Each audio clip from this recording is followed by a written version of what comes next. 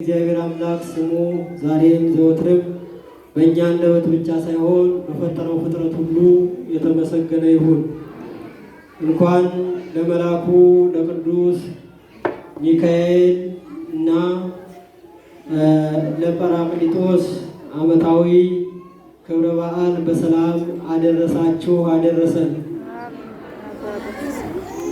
ክርስቶስ ተንሥአ እሙታን በዐቢይ ኃይል ወሥልጣን አሰሮ ለሰይጣን አጋዞ ለአዳም ሰላም እምይእዜሰ ይኩን ሰላም። ክርስቶስ ተንሥአ እሙታን አሰሮ ለሰይጣን ሰላም ሆነ። ተንተንኩ ለወዲቅ ወእግዚአብሔር አንሣአኒ። ለመውደቅ ተፍገመገምኩ እግዚአብሔር ግን አነሳኝ። መዝሙር 118 ቁጥር 13 ላይ ያለ ኃይለ ቃል ነው። ቃሉን የተናገረው የጻፈው ወይም የተገለጸለት ነቢየ እግዚአብሔር ዳዊት ነው። ተንተንኩ ለወዲቅ ወእግዚአብሔር አንሣአኒ። ለመውደቅ ተፍገመገምኩ እግዚአብሔር ግን አነሳኝ። ይህንን ቃል የተናገረበት ምክንያቱ ሰው አንድ ጊዜ ይወድቃል፣ አንድ ጊዜ ይነሳል። ሰው ሁልጊዜ እንደደላው እንደሞላለት አይኖርም። ሰው እንደጎደለበትም ደግሞ አይኖርም። አንድ ጊዜ ይጎልበታል፣ አንድ ጊዜ ይሞላለታል። አንድ ጊዜ ጤነኛ ይሆናል፣ አንድ ጊዜ ደግሞ በሽተኛ ይሆናል።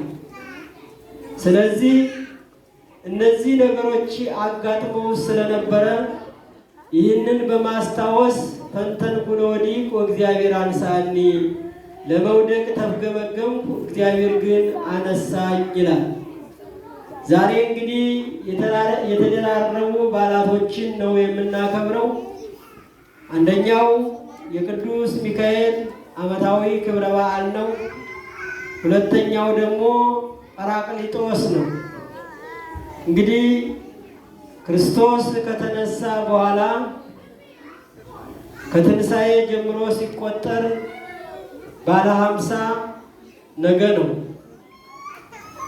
እነዚህ ባለ 50 የክርስቶስን መምጣቱን፣ መጾሙን፣ መጸለዩን፣ በቀራንዮ አደባባይ መሰቀሉን፣ ወደ መቃብር መውረዱን፣ ከሙታን መነሳቱን፣ ማረጉን ስንናገር ቆይተን ዛሬ ደግሞ ለሐዋርያት የሚበቃቸውን ያህል ቋንቋ እግዚአብሔር እንደገለጸላቸው ታሪኩ ያስረዳናል።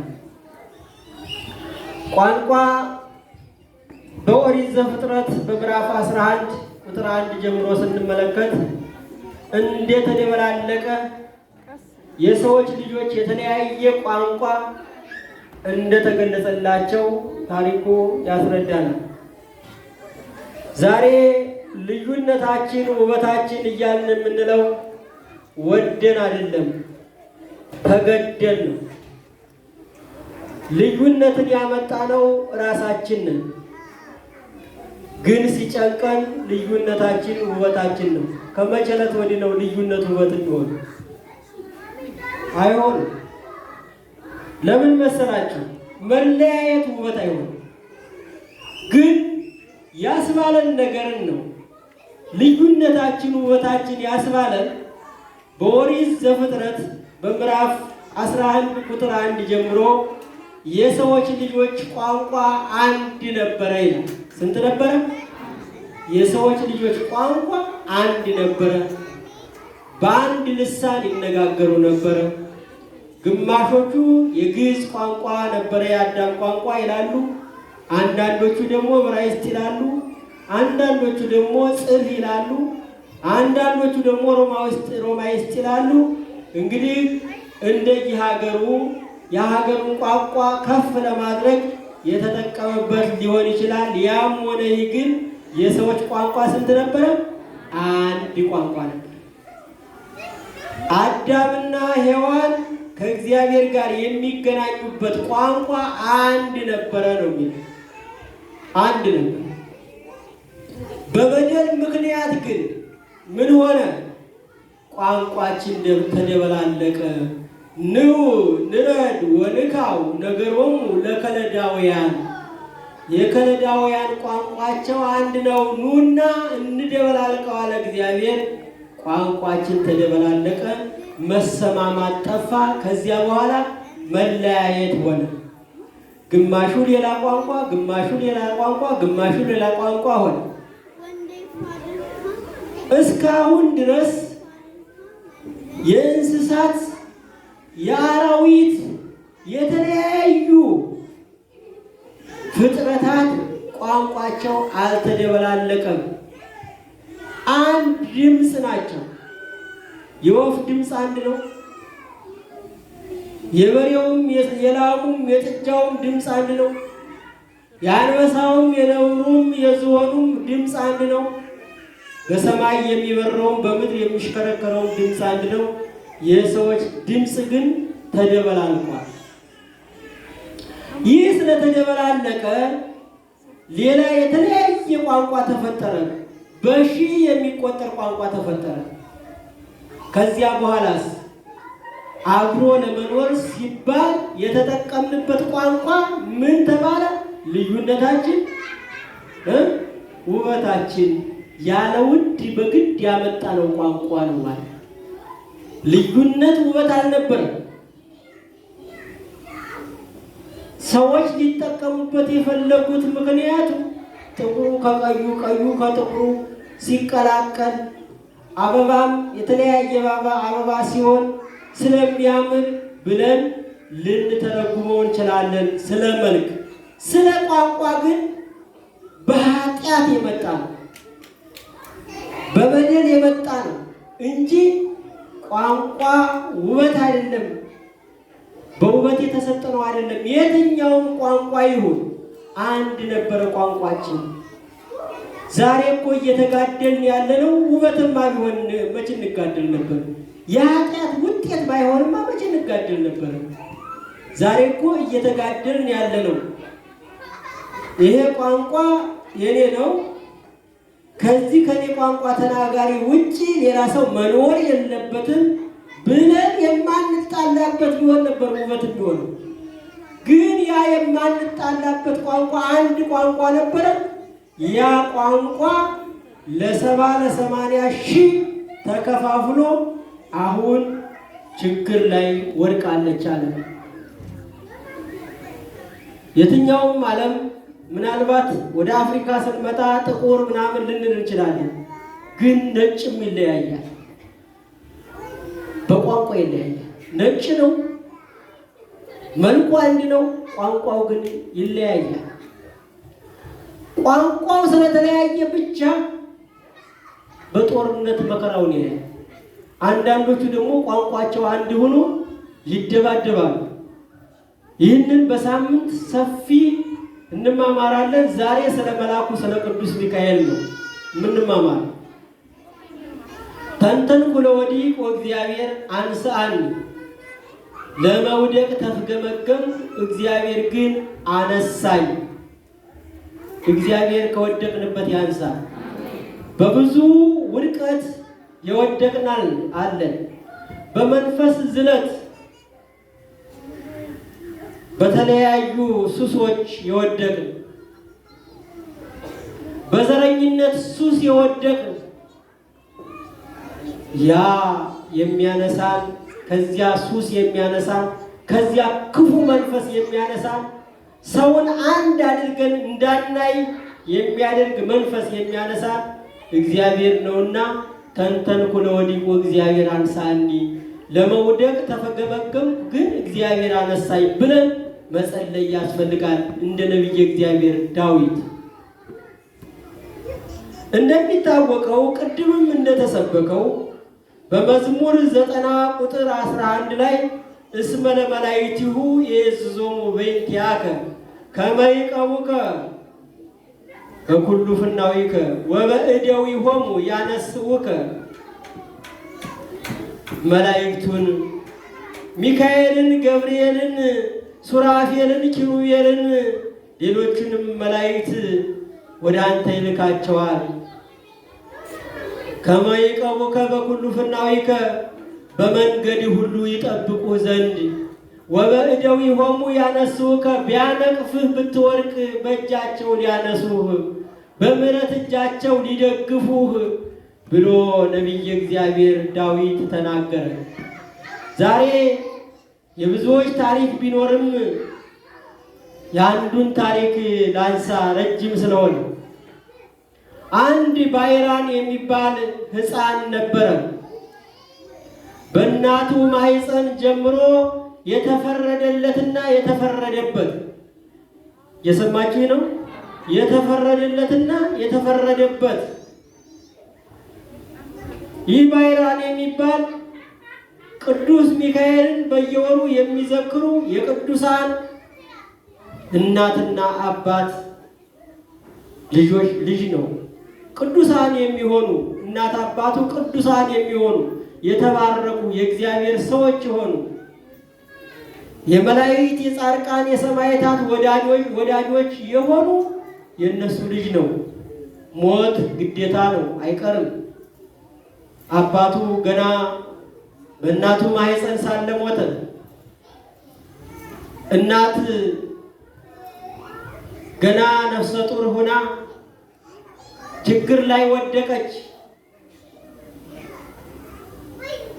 ያ መቼም ከመከራ ጋራ አንዳንድ ጊዜ ሁለት እርግዝና ይመጣል፣ ሁለት ምጥ ይመጣል፣ አንድ ችግር በዚህ ይመጣል። ሁለተኛ ነፍሰ ጡር ናት። እንደዚህ ያለ ችግር ሊገጥማችሁ ይችላል። ነገር ግን በመብረክረክ ወይም በማውጣት በማውረድ በማሰብ ከመጠን በላይ ሳይሆን የምንወጣው አንተ ያመጣኸውን አንተ ፍታው ብለን ወደ እግዚአብሔር መጸለይ ያስፈልጋል። እግዚአብሔር የማይፈታው ቋጠሮ የለም። ይህን ማመን ያስፈልጋል። አንድ ባለጸጋ እንኳን ቋጠሮዬን ይፈታልኛል ብለን ለአንድ ባለጸጋ እናሸረግዳለን እኮ።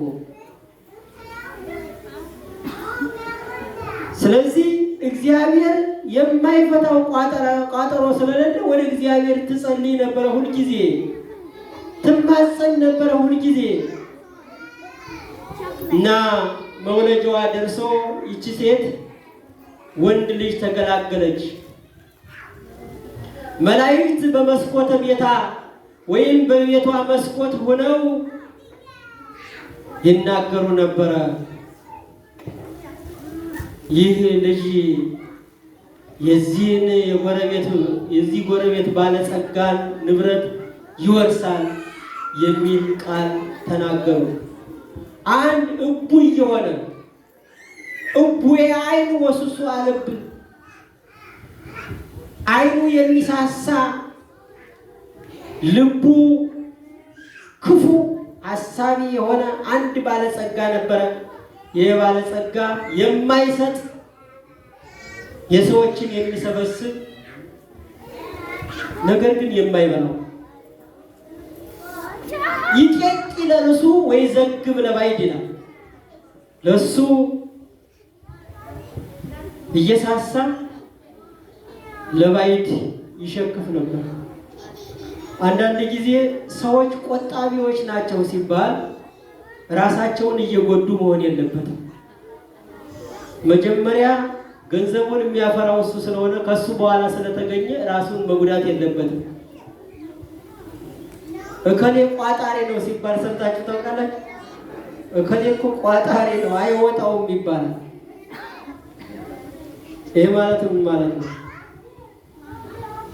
ብዙ ገንዘብ እያለው ደረቅ ቂጣ በልቶ ይውላል። ገንዘብ እያለው እንደው ለሌላው ማብላት ቢያቀተው ራሱ እንኳን መብላት አልቻለም።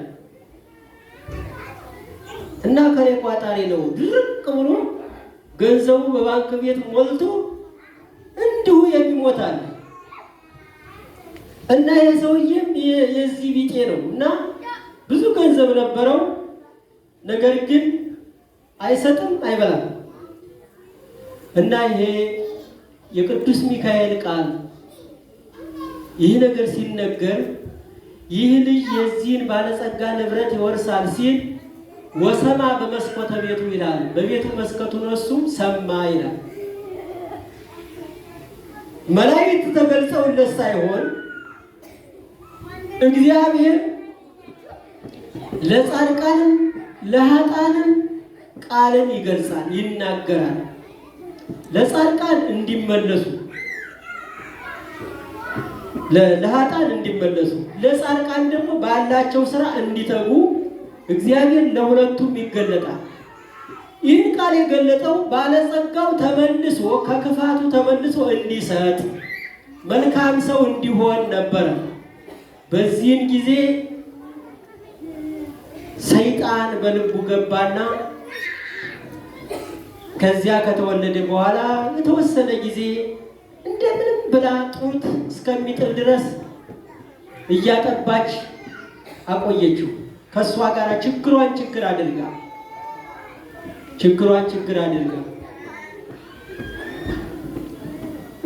በጣም አንዳንድ ጊዜ ይከብዳል። ልጆችን ይዞ ችግር ላይ መውደቅ። ዛሬ ወገኖቻችን በየቦታው የሚያለቅሱት፣ በየቦታው የወደቁት፣ ዝናብ እየመታቸው ተፈናቅለው፣ ለዚያውም በወንድም በእህት በአገር ልጅ ተፈናቅለው ሌሎች ነጮች እንዴት ተፈናቀሉ ብለው እየጮሁ ስንዴ ጭነው ይመጣል። ለመልካም ነው ለእንትን ነው ሌላ ጉዳይ። መጀመሪያ ሲሳየነ ዘለለለትን ነው አይደል? የዕለት እንጀራችን ስጠን ዛሬ ነው። ራስን ሳንችል ምንም ብንፎክር ምንም ወዲያ ወዲህ ብንል ያው ተገዥ ነው። አንድ ሰው ምንም ከሌለው ዙሮ ዙሮ ከሀብታም ላይ መውደቁ አይቀርም። አጉል መንጫጫት ነው።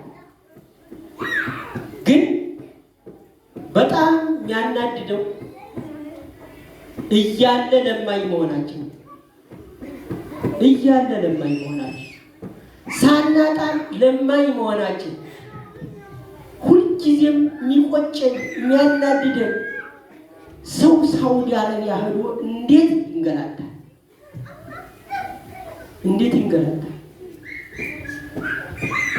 ደረቅ ቦታ እኮ ነው። ምንም የሌለው ምድረ በዳ ነው። ግፋቢል ቴምር ነው ያለው። የሚገርማችሁ እኮ በተለይ ኢትዮጵያን ዙሮ ያየ ምናልባት አዲስ አበባ ተወልዶ ወደዚህ ወደ ተለያየ ቦታ ከተማ ውስጥ ተወልዳችሁ ያደጋችሁ ምንም ላታውቁት ትችላላችሁ። ግን ኢትዮጵያን ዙሮ ላየ ሰው እንዴት ተሰደደ ነው የሚለው። ሰው እንዴት ተሰደደ? ለምን ተሰደደ? እንዴት ይሄ ተፈጠረ ብላችሁ ነው የምትሉት። ምናልባት ላታምኑ ትችላላችሁ። ሚጥሚጣ አይዘራም፣ ዝም ብሎ በጫካ በቅሎ ነው የሚገኘው። ቡና በጫካ ነው የሚገኘው። ጫካ ውስጥ ለቅማችሁ ዝም ብላችሁ ማፍላት ትችላላችሁ። ኮረሪማ እንደዚሁ፣ ሌሎች ተቆጥረው የማያልቁ ጸጋዎች ያሉት ሀገር። ሙዝ ለጦጣና ለዝንጀሮ የሚተከልበት አካባቢ አለ ብላችሁ አታምኑ። ቡናውን እንዳይበላው ዙሪያውን ሙዝ ይተከላል። እንደዚህ ያለ ውሃ ገለጥ አድርጎ በፍኝ የሚጠጣበት ማጣሪያ የማያስፈልገው ብዙ ጸጋ ያለው ሕዝብ ባለመስማማት፣ ቅድም በነገርኳችሁ በቋንቋ በመለያየት በሐሳብ መለያየት፣ በፍጹም ደግሞ ገፍተን አንዱን እየገፋን አያልፍልም። በመግፋት ያለፈለት ሰው የለም፣ በመገፋት እንጂ። በጣም ያሳዝናል። እስር ቤት ውስጥ ራቁታቸው ሆነው ሲሰቃዩ ሲያለቅሱ፣ እዚህ የበለጠ ውርደት አለ? እዚህ የበለጠ ሞት አለ? እንደ ዳዊት ከዙፋን ወርዶ ተንከባሎ መጸለይ ያስፈልጋል። እንደው ወርዶ አንዳንድ ጊዜ እንደው ሁሉንም ድሌት አድርጎ መሄድ አስፈላጊ አይደለም። ደርግ ምን ያደርግ ነበር? በደርግ ጊዜ አንድ ሰው ጧት ሲጠጣ ካገኘው ማንቆርቆሪያውን ከጭንቅላቱ ላይ አድርጎ ገበያ ያዞራል። ሰዎች ያረቂ ሱስ ያለባቸው ሰዎች ኩስኩስት ታውቃላችሁ? የቡና ኩስኩስት የቡና ያደርጉና ቡና እየጠጡ ነው እንዲባል አረቂዋን ይጠጣል። ግን መቼም ብቅ ካለ መልኳ ትለያለች አይደለም? አረቂና ቡና ይለያል። መቼም ቡና ነው ሊባል አይችልም። ከባድ። አንድ ሌባ ደግሞ ከተገኘ ምን ይደረጋል? አንድ ጊዜ የማስታውሰው አንድ ሌባ ሙክት ሰርቆ ያንን ሙክት ቀቅሎ ሊበላ ሲል ተደረሰበት። ዲስቱን አሸከሙት ከጭንቅላቱ ላይ። ዲስቱ ጸጉሩ እየተቃጠለ ይዞት ይዞራል ሰው መሃል። ሌባ ጠፋ። አንዳንድ ጊዜ ከፋ ያለ እርምጃ ሌሎች ብዙዎች እንዲድኑ ያደርጋል። ዛሬ እኮ ደህና ሞባይል ይዞ ሲሄድ ጆሮው ላይ ነው የሚነቀለው አይደለም? እና ስለዚህ ይሄ ባለጸጋ እንደዚህ አለና ሴትዮይቱ የተወሰነ ጊዜ ካሳደገችው በኋላ አቅሟ ስላልፈቀደ ምን አደረገች? እንደው አንቺም እየተንገላታሽ ነው፣ በሐዘን ቃል አናገራት። አንቺ እየተንገላታሽ እምትበዩ የለሽ፣ እምትጠጡ የለሽ፣ እንደገና ደግሞ ከዚህ ላይ ደግሞ ልጅ ተጨምሮ፣ ስለዚህ ልጁን እኔ ላሳድገው ብሎ ለመናት።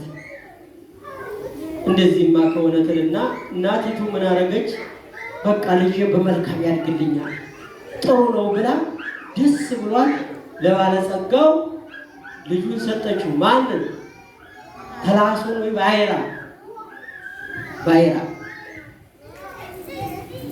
ይሄ ባይራም ከዚያ ባለጸጋ ቤት በሚኖርበት ጊዜ በቁመቱ ልክ መጀመሪያ ሳጥን ተሰራ። ይገርማችኋል። ሳትወለዱ ምቀኛ ይወለዳል። ሳትወለዱ ሰው እኮ ሀብታም ሆኖ ባለጸጋ ሆኖ ትልቅ ሆኖ መማታት ሲችል አቅም ሲኖረው ብቻ አይደለም እኮ ምቀኛ የሚነሳበት። ገና ሲጸነስ ክርስቶስ እኮ ሲጸነስ ነው፣ ከመወለዱ በፊት ነው ምቀኞች የተነሱት። ከተወለደም በኋላ በሕፃንነቱ እንደዚሁ አሳደውታል።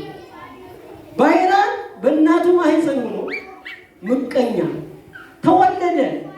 ከተወለደ በኋላ ምቀኛ ነው የተቀበለው። ገርማቸዋል። አንዳንድ የሚያስተምሩ ነገሮች አሉ። አንዲት ሚዳቋ ልጇን እየወለደች ነብር መጣ። ከዚያ በኋላ ምን አደረገች? ልጇን ጥላት ሮጠች። በጣም እኮ ያሳዝን። ይሄ እኮ ያስተምራል። እውነት ለመናገር ያስተምራል። እንዲህ ያለ ፈተና ይመጣል። እንዲህ ያለ ፈተና ለመቻል እንኳን አቅም የማይሰጥ ትልቅ ፈተና ይመጣል።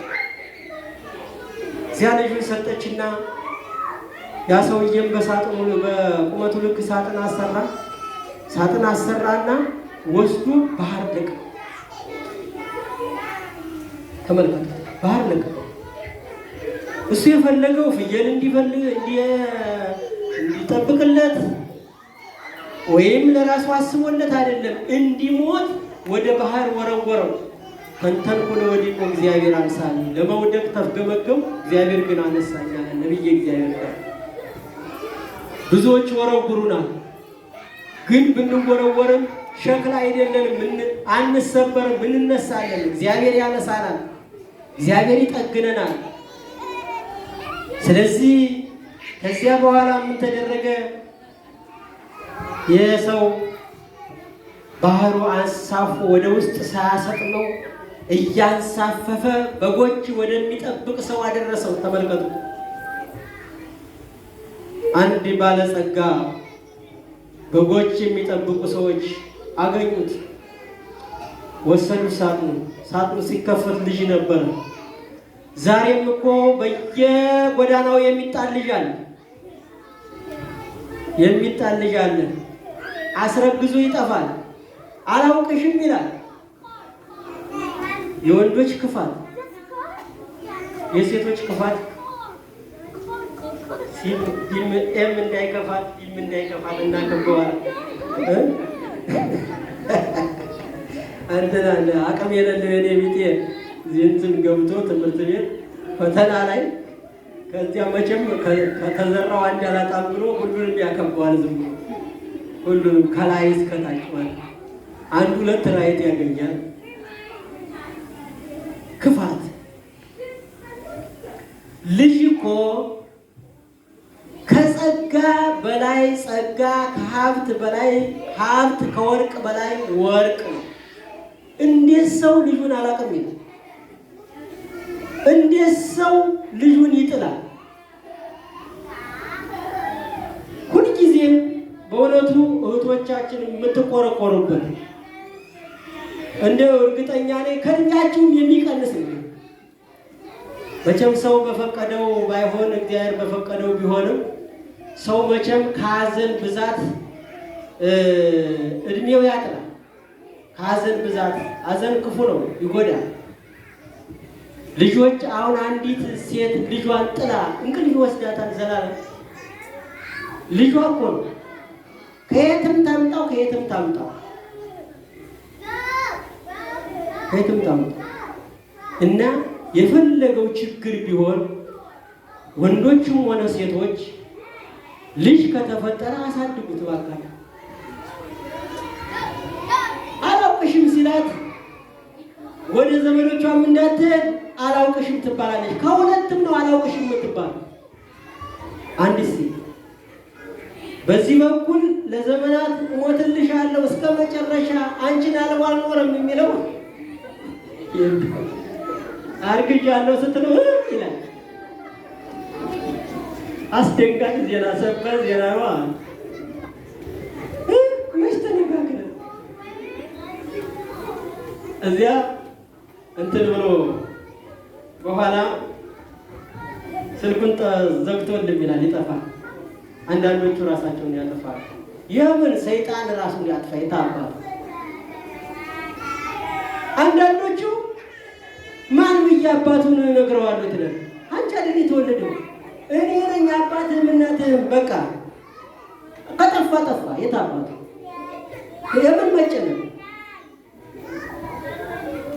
የምን መጨነቅ እና እግዚአብሔር ግን ከገንዳውም ውስጥ ንፋስ አይመታቸው፣ አያፍናቸው፣ ጉንፋን አይይዛቸው፣ ጠብቆ ለወላጅ አልባ ያደርሳቸዋል። እግዚአብሔር አትሙት ያለው ነፍስ የትም ቢወረውሩት አይሞትም።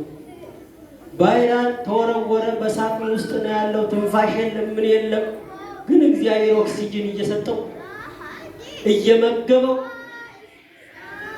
እርስ በርሱ ያለውን ሰውነቱን እየመገበው እግዚአብሔር አሻገረውና ባለጸጋው አገኘው፣ ወስዶ አሳደገው። ስሙ ተቀየረ፣ ባይራን ተባለ። ከባህር ስለተገኘ ባይራን ተባለ። ገርማቸዋል።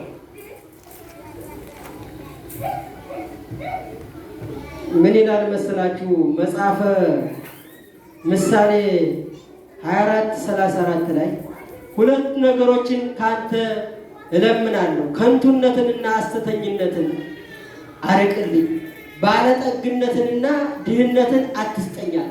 ምንነትንና ምንነትን፣ ባለጸግነትንና ድህነትን አትስጠኝ። ሁለት ነገሮችን ካንተ እለምናለሁ፣ ከንቱነትንና ሐሰተኝነትን አርቅልኝ፣ ባለጠግነትንና ድህነትን አትስጠኝ። ዳዊት የተናገረው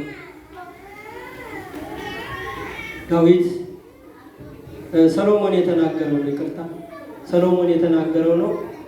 የታሪኩ ረዘም ስለሚል ዛሬም ትንሽ በዛ ስላለ ያው ወይሰማክሙ ዝኒያኔ ለተርጉሙ ፍጡ እንደዚህ ሴትዮ እኮ ናት። እንደው ዛሬ ትምህርቱ በጣም ነው እንደው ደስ ይላል። እንደው ሲናገር ሲተነትነው ምናምን ምን አለ? ምኑን ይዤው